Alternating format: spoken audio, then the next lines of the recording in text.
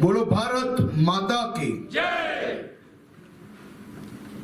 એમ તો મોરબીનો અવાજ આખા ગુજરાતમાં પહોંચે, હા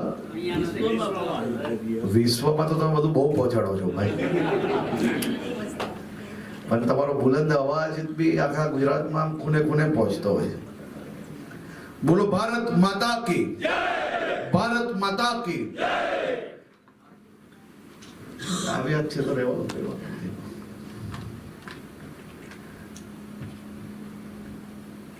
આજે ભારતીય જનતા પાર્ટી મોરબી જિલ્લા દ્વારા આયોજિત સામાજિક આગેવાનોની બેઠકમાં આપની સૌની વચ્ચે ઉપસ્થિત મોરબી જિલ્લાના સૌ રાજકીય મહાનુભાવો, સામાજિક મહાનુભાવો અને મોરબી નગરપાલિકાના સૌ ઉમેદવારો, હું આપ સૌને ખાસ કરીને બે હાથ જોડીને વંદન કરવા અને મારા આગેવાનોને અભિનંદન આપવા અહીંયા આવ્યો છું।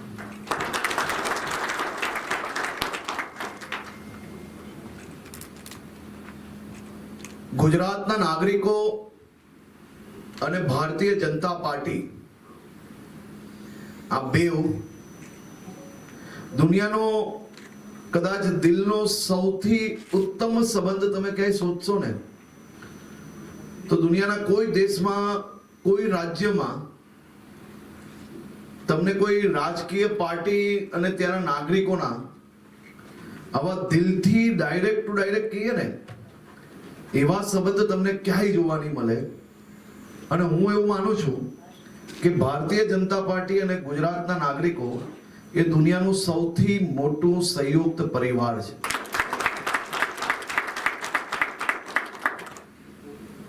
અને આ સંયુક્ત પરિવારે છેલ્લા 25-30 વર્ષથી એક સાથે મળીને સંઘર્ષ કરીને આપણા ગુજરાતને દેશનું નંબર 1 રાજ્ય બનાવ્યું છે। એનો શ્રેય એ માત્ર અહીંયા બેઠેલા લોકોને ના મળી શકે, એનો શ્રેય અહીંયા અને સામે બેઠેલા સૌ લોકોએ સાથે મળીને કાર્ય કર્યું છે, સંઘર્ષ થયો છે, ત્યારે આજે આપણે દેશનું નંબર 1 રાજ્ય બન્યા છે। આમાંથી ઘણા ઉદ્યોગપતિઓ જ્યારે મારી પાસે બેઠક કરવા આવતા હોય છે ત્યારે સીધી ઉદ્યોગની જ વાત કરતા હોય છે। મારું કામ છે સામાજિક ક્ષેત્રનું, અને ચૂંટણી આવે છે એટલે સીધી વાત હું તમને સૌને સાચી હકીકતોની આપ સૌના ધ્યાન પર દોરાવવા માંગુ છું। અહીંયા કેટલા લોકો એવા છે જેને કોંગ્રેસનું શાસન બી જોયું હોય, જરાક આમ હાથ ઊંચા કરે તો ખબર પડે, જરાક આમ બરાબર હાથ ઊંચા કરો। હા, મોટા ભાગના લોકોએ તો કોંગ્રેસનું શાસન જોયું છે, એટલે આ લોકોને મારે કઈ કહેવાની જરૂરત જ નથી, કારણ કે જેને જેને કોંગ્રેસનું શાસન જોયું છે એને શાસન શું અને કોંગ્રેસના સમય પર ચાલતું દુશાસન શું હતું તેનો પૂરેપૂરો અંદાજો હશે, અને મોરબીમાં તો પાક્કો અંદાજો હશે। અને મોટા ભાગના લોકો ત્યારે બી મોરબીમાં જ હતા। આમ કઈ નહીં, તમારું નસીબની વાત છે। અમારા નસીબમાં તો અમે મોદી સાહેબનું જ શાસન જોયું છે, એટલે અમને તો ક્યારેય દુશાસન જોવા મળ્યું નથી, એટલે ના સમજ પડે। દુઃખ અમને બી છે તમારા માટે, પણ જેને જેને કોંગ્રેસનું શાસન જોયું હોય તેને પૂરેપૂરો અંદાજો હશે કે આજના દિવસે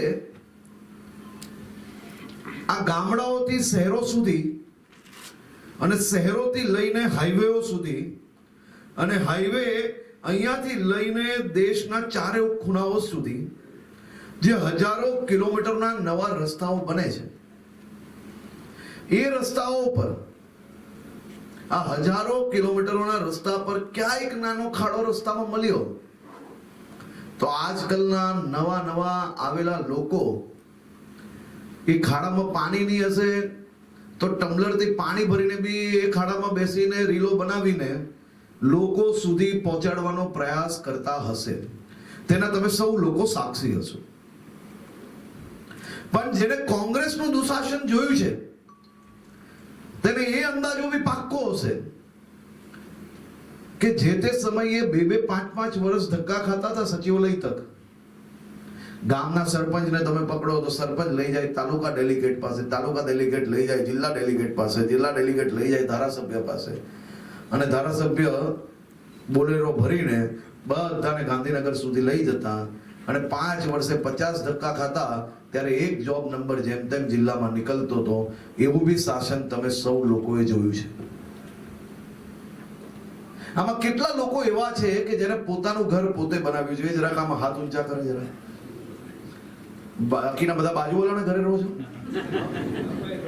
હા, બધાએ બનાવ્યા છે ને પોતે? બાપાએ બનાવ્યા, એ બી આપણે જ બનાવ્યા છે ને? બાપાએ બનાવ્યા એવા બી હાથ ઊંચા કરો. પણ જેને પોતાના ઘરમાં પોતે રહેતા હોય એવા લોકો હાથ ઊંચા કરે. અહીંયા જેટલા લોકો બેઠા છે જે પોતાના મકાનમાં રહે છે, શું 2-5 વર્ષે 10 વર્ષે તમારા ઘરમાં ક્યારેક બી નલ નથી બગડ્યો? જરાક જોરથી બોલો તો આ લોકો સમજાય. ક્યારેય લાઈટ નથી બગડી? 2-5 વર્ષે વરસાદ દર વર્ષે આવતો હોય તો કલર આછો નથી થયો તમારા ઘરોમાં બી? તો આ સરકારી પ્રોજેક્ટ જે હોય છે એ કઈ અલગ માટીના બને છે? તેમાંય કંઈક ને કંઈક નાની મોટી તકલીફો તો આવવાની જ છે.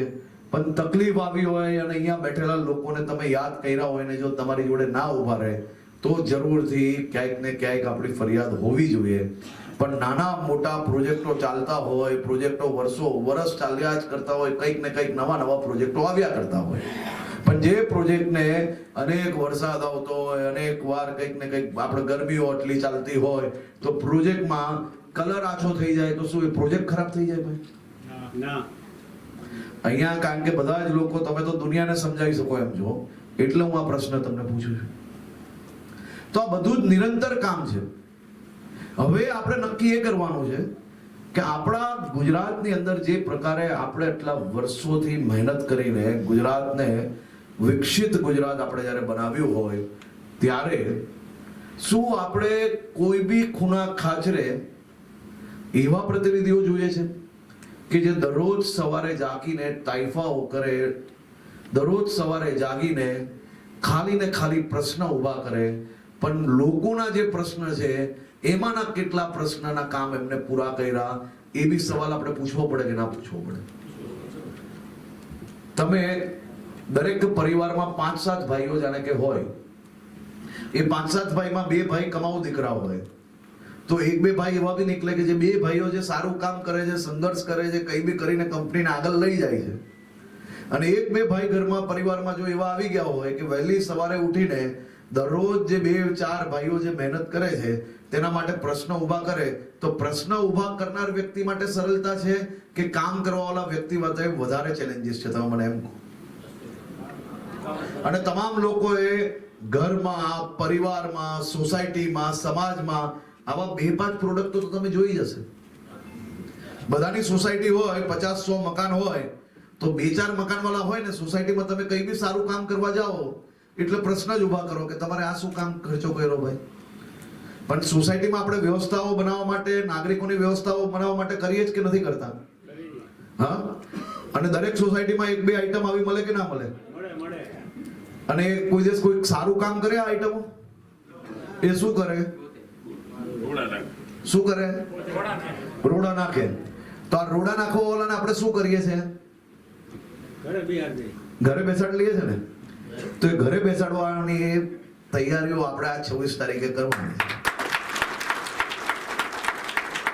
આમાં તમને એમ લાગતું હોય કે ના મારી કોઈ ચૂક થાય છે તો તમે મને કહો. કામ કરવા માટે સંઘર્ષ કરવો જ પડે. કોઈ બી સારું કામ કરવું હોય તો એ માણસે સહન શક્તિ રાખવી જ પડે, કારણ કે દરેક જગ્યા પર આવા 2-5 લોકો તો તમને મળી જ જશે કે જે વહેલી સવારે મોબાઈલ લઈને નીકળીને પોતાને આ બધી જ જગ્યા પર વાહ લૂંટાવા માટે એ આવા વિડીયો બનાવીને માત્ર ને માત્ર જિલ્લાનો, નગરોનો અને રાજ્યનો વિકાસ અટકાવવાનો પ્રયાસ કરવાનો પ્રયત્ન કરશે. પણ આપણે સૌ લોકોએ આમાં ગંભીરતા પૂર્વક કઈ રીતે આવા લોકોને ઘર ભેગા કરી શકીએ તે બી આપણી સૌની જવાબદારી છે. આપણે સૌ લોકો, અહીંયા બેઠેલા લોકો એ આ જિલ્લાના ખૂબ મોટા સામાજિક આગેવાનો છે, અને એ જ સામાજિક આગેવાનો જો પોતે આની લીડરશિપ નહીં લેશે તો ભવિષ્યમાં જે ભૂતકાળનું ગુજરાત હતું, મોરબીમાં સાંજે બહાર નહીં નીકળી શકતા હતા, ખબર છે ને બધાને? કેવા દિવસો જોયા છે મોરબીએ, ધ્યાન છે ને? હવે એવા દિવસો જોવા છે કે આ લુખ્ખા ટપોરીઓ ચાલી બી બરાબર ના શકે એવા દિવસો તમારે લોકોએ જોવા છે. આ લુખ્ખા ટપોરીઓ હમણાં હાથમાં આવે તો શું પરિસ્થિતિ થાય છે લોકોની? હા, અને કેવા મજબૂત નીકળે. 2-4 મહિના ઘરની બહાર મોઢું બતાડી શકે એવા રાખે છે એ લોકોને. આમ દિલથી કહો, આવા લુખ્ખા ટપોરીઓ જોડે શું કરવું જોઈએ? અને આ મોરબી નગરની અંદર બી આ લુખ્ખા ટપોરીઓએ કબજો કરેલી જગ્યાઓ પર બુલડોઝર બરાબર ફેરવવામાં આવ્યું છે, અને આવનારા દિવસોમાં ફેરવવામાં આવશે.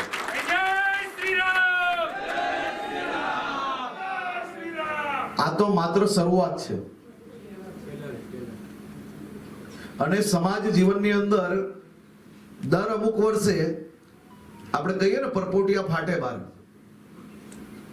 એમ લુખ્ખા ટપોરીઓ જ્યારે બહાર આવે ત્યારે આવા બુલડોઝર ભૂપેન્દ્રભાઈ પટેલના જરૂરથી તમામ જિલ્લાઓમાં પડશે.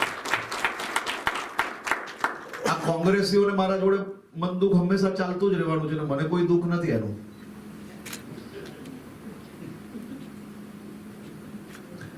એમનું મને વાત જ નહીં ખબર પડતી એ શું કરવા માંગે છે. આ બેઉ પાર્ટીઓની વાત કરું છું. એ તો બધું સાફ થઈ ગયું.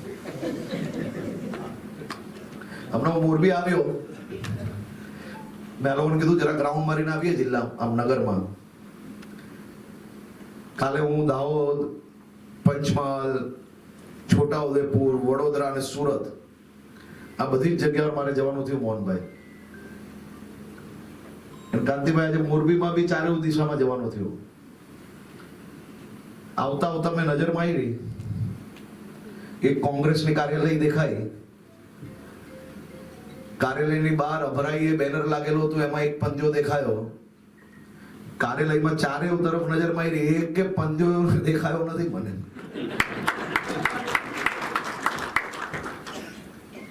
થોડા આગળ આવ્યા, ઝાડુ નજરે પડ્યું, પણ ઝાડુનું સફાછપ થઈ ગયું કે નજરે સીધું પડતું હતું.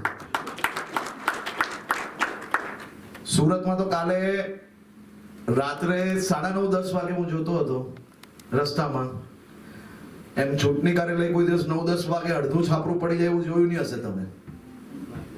આ ઝાડુનું અડધું છાપરું પડી ગયેલું હતું. કુલ મલાઈને મેં જોયું છે કે સમાજ જીવનમાં કોઈ બી પ્રકારનું જુઠ્ઠાનું એ તમે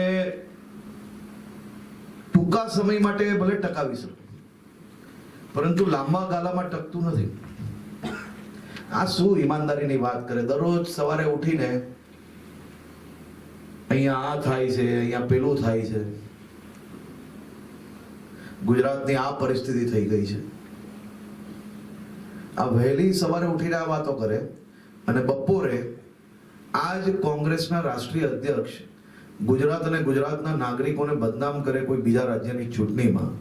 પણ તમને બી માનવું પડે, ગુજરાતના લોકોએ એક થઈને જે મજબૂત સૂર પુરાવ્યો કે ગુજરાતની અસ્મિતાને ઠેસ પહોંચાડનાર એક લોકોને સીધા કરવામાં આવશે. અને તેનું રિઝલ્ટ તો આપણે ચૂંટણીના ફોર્મ ભરવાનો છેલ્લો દિવસે સમય જ્યારે પૂર્ણ થયો ને, ત્યારે આખા ગુજરાતમાં 200 થી વધારે જગ્યા પર તો આ લોકોને કોઈ મૂર્તિયાઓ ના મળ્યા ચૂંટણીમાં ઉભા રાખવા માટે.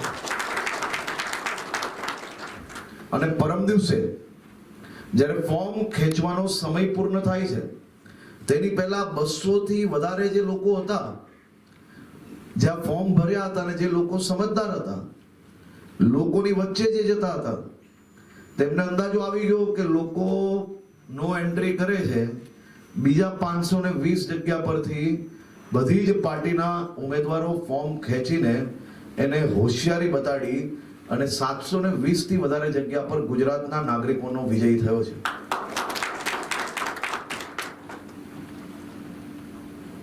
એમ દરેક ચૂંટણીનું રિઝલ્ટ જ્યારે બી આવવાનું હોય ને એના આગળના દિવસે આ બધા જ લોકો, કોંગ્રેસ હોય કે આ ઝાડુ હોય, આ બધા જ લોકો એક જ રોતડા રડવાનું ચાલુ કરી લે. રોતડા કયા હોય છે? જરા જોરથી બોલો ને ભાઈ. આ વખતે એમને ખબર પડી ગઈ કે હવે લોકો ઓળખી ગયા છે, ઈવીએમ જૂનું થઈ ગયું, તો ફોર્મ ભરતાની સાથે રોતડા રડવાનું ચાલુ કરી નાખ્યું. અને આરોપ બીજું કઈ ના મળે તો આરોપ સીધું સરકાર પર, ભાજપ પર અને પોલીસ પર લગાડી લેવાનું. ગુજરાતની હાઈકોર્ટમાં ગયા 14 થી વધારે કિસ્સા લઈને. 14 ની અંદર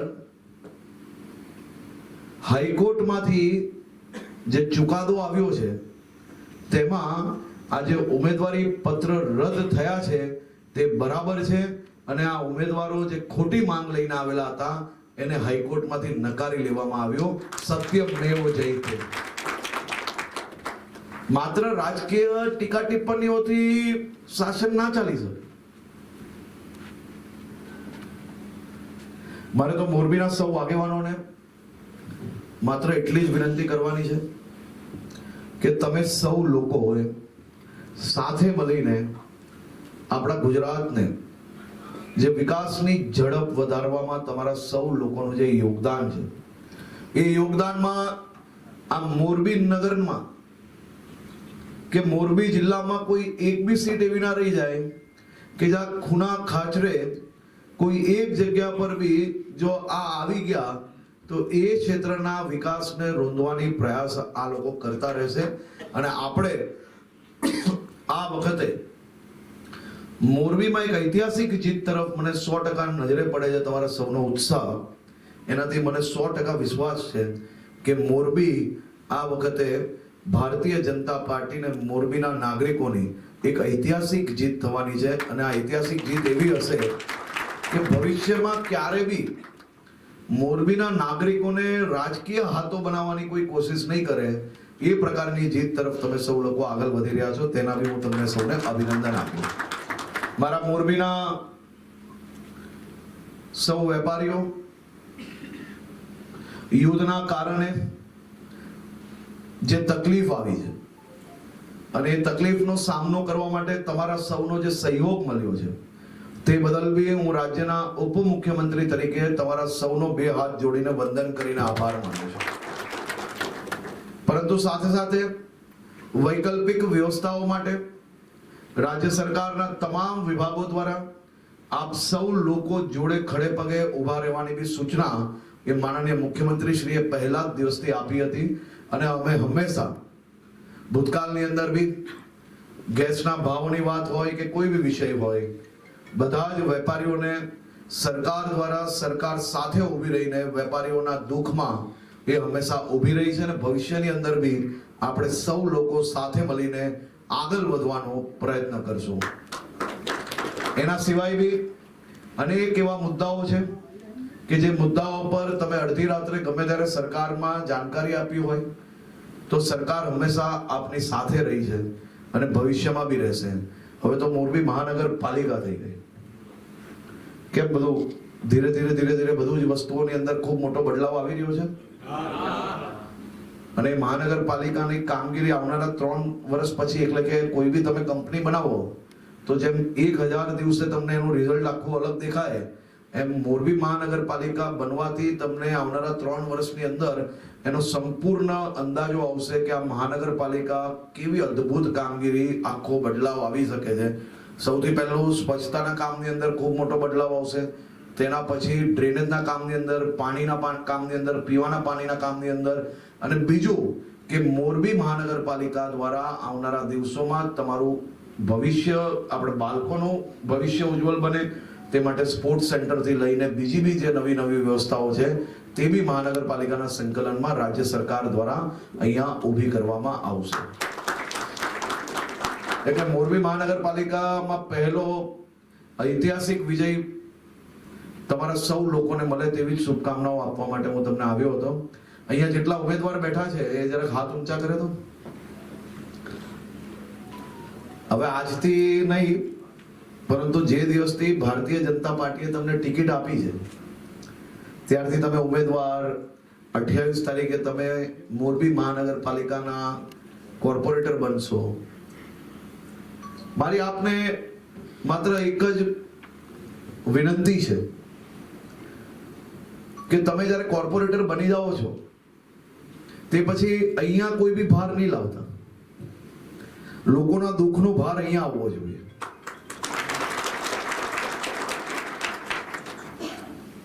રાત્રે 2 વાગે ફોન આવશે, 4 વાગે ફોન આવશે અને વહેલી સવારે જાગશો ને ઘરે નીચે ઉતરશો ને દરવાજો ખોલશો એટલે લોકો બહાર ઊભા હશે. ત્યારે તમે મનની અંદર એક વસ્તુ નિકાલ લેજો કે આવા નાના કામ માટે રાત્રે 2 વાગે ફોન કરો છો ભાઈ. તમે આ 4 વાગે ઉઠાડીને મને તમે આવું કામ સોંપો છો. આ બધી જ તૈયારીઓ આપણે રાખવી પડશે. અડધી રાત્રે ફોન આવે કે વહેલી સવારે ફોન આવે, આપણા વિસ્તારના નાગરિકોનો કોઈનો ફોન આવે તો એને મદદ કરવાની ભાવનાથી હસતા મોઢે એના ખભે હાથ મૂકીને આપણે એને મદદ કરવાની છે. એવી જ સંકલ્પ જોડે આપણે સૌ લોકો આ ભારતીય જનતા પાર્ટીના અહીંયા બેઠેલા અનેક કાર્યકર્તાઓ એવા છે કે જે એમના બૂથની અંદર રાત દિવસ કામ કરે છે. ત્યારે તમે અહીંયા બેઠેલા ઉમેદવારો કોર્પોરેટર બની શકશો અને મારા જેવો વ્યક્તિ 27 વર્ષની ઉંમરે ધારાસભ્ય બની શક્યો હોય કે માત્ર ને માત્ર ભારતીય જનતા પાર્ટીના કાર્યકર્તાઓ જે બૂથની અંદર વર્ષો વર્ષથી રાત દિવસ મહેનત કરે છે તેના કારણે આપણે બની શકીએ છીએ. તે માટે તમારે સૌ લોકોએ સંકલ્પ લેવાનો છે અને એ સંકલ્પ મગજથી ને દિલથી લેજો કે 24 કલાકમાં ગમે ત્યારે ફોન આવે કોઈનો, એ ભલે પાણી ભરાયું હોય એના માટે ફોન આવે કે પાણી નથી આવતું ઘરમાં એના માટે ફોન આવે, ડ્રેનેજ માટે ફોન આવે કે કોઈ સામાજિક પ્રસંગ માટે ફોન આવે. તમારા માટે દરરોજ આવા કામ આવતા હશે એટલે તમારા માટે કામ નાનું હોઈ શકે, પણ એના જીવનની સૌથી મોટી તકલીફ એ જ છે, એના જીવનનું સૌથી મોટું કામ એ જ છે. એ જ કલ્પના જોડે, એ જ વિચારો જોડે તમે મોરબી મહાનગરપાલિકાના સૌ નાગરિકોની ભવિષ્યમાં ઉત્તમમાં ઉત્તમ સેવા કરી શકો તેવી હું શુભકામનાઓ આપી રહ્યો છું. આપ સૌ લોકોનો ખૂબ ખૂબ આભાર.